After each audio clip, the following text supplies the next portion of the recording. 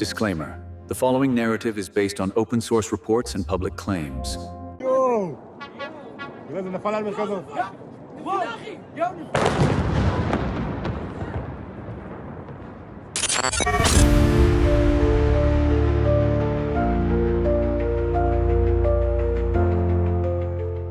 Conflicts don't explode overnight. They build, they tighten, they wait, and then they break.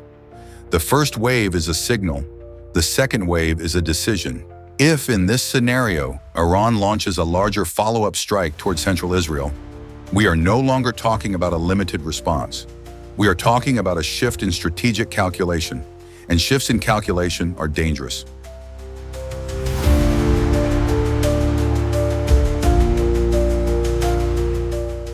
Iran understands a basic reality. It does not dominate the skies the way Israel does. It does not project global power the way the United States does. But it possesses something different: scale, reach, endurance. Iran's doctrine leans on saturation. Send enough incoming threats to push defensive systems toward their limits. Modern warfare is not always about total destruction. It is about overload. Israel, meanwhile, relies on layered defense. Interception at multiple altitudes, multiple ranges, multiple response windows. These systems are not just hardware. They are national reassurance.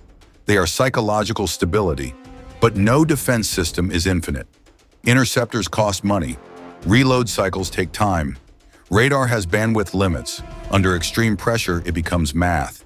If hundreds of incoming objects approach in compressed timeframes, the question is not whether everything can be stopped. The question is how many get through.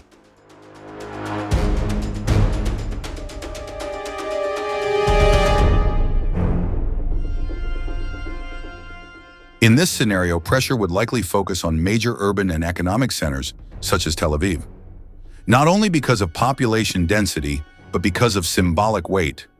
Disrupt one critical node and the ripple effect begins. A prolonged power outage can stall financial systems.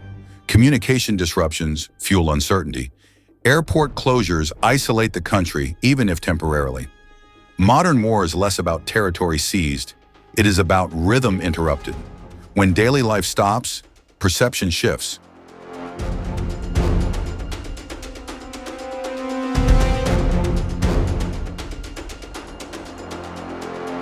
Israel's security posture rests heavily on deterrence. The message has always been clear. Striking Israel carries overwhelming consequences. If a second wave were to penetrate defenses in a meaningful way, even in a limited capacity, that narrative would be tested. Not necessarily shattered, but questioned. And in geopolitics, doubt is space. Space invites recalculation. Iran may not seek total destruction. It may seek demonstrable capability, proof of reach, proof of vulnerability. Sometimes symbolism outweighs physical damage.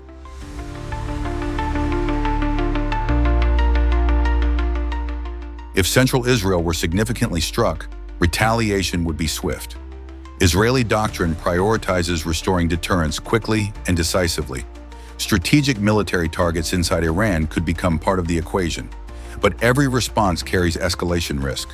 If high-value infrastructure is targeted in return, Iran would face pressure to respond again. At that point, exchange becomes cycle. Cycle becomes spiral.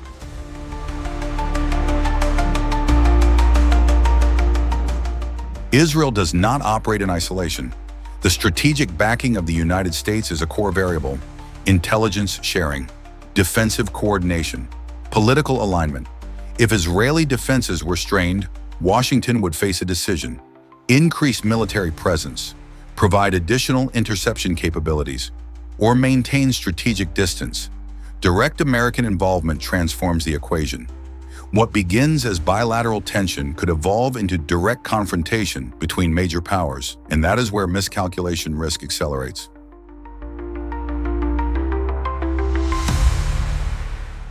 Any major escalation between Iran and Israel reverberates far beyond the region. Energy markets react instantly to instability in the Middle East. Even the perception of threats to maritime choke points can trigger price volatility. Oil futures spike. Global markets adjust. Inflationary pressure builds in economies thousands of miles away. A single disrupted urban center in the region can influence fuel prices in Asia and Europe within days.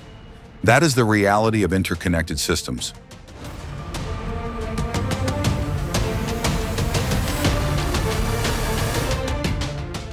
Regional conflicts rarely stay contained. Border tensions can activate. Non-state actors can engage. Pressure from multiple directions complicates military allocation. If Israel were forced to manage simultaneous security challenges, strategic bandwidth tightens. Resources spread thinner. Decision timelines shorten. Multifront scenarios increase the margin for error, and compressed timelines amplify consequences. A second wave in this scenario is not simply about missiles in the sky. It is about deterrence thresholds, about how far each side is willing to go before stepping back. Every escalation sends a message. Every retaliation redraws boundaries. The central question remains stark. Are both sides still managing the escalation? Or is the momentum of conflict beginning to manage them? In an interconnected world, a single miscalculation is never local. It scales. And in conflicts like this, the most dangerous element is not strength, it is misjudgment.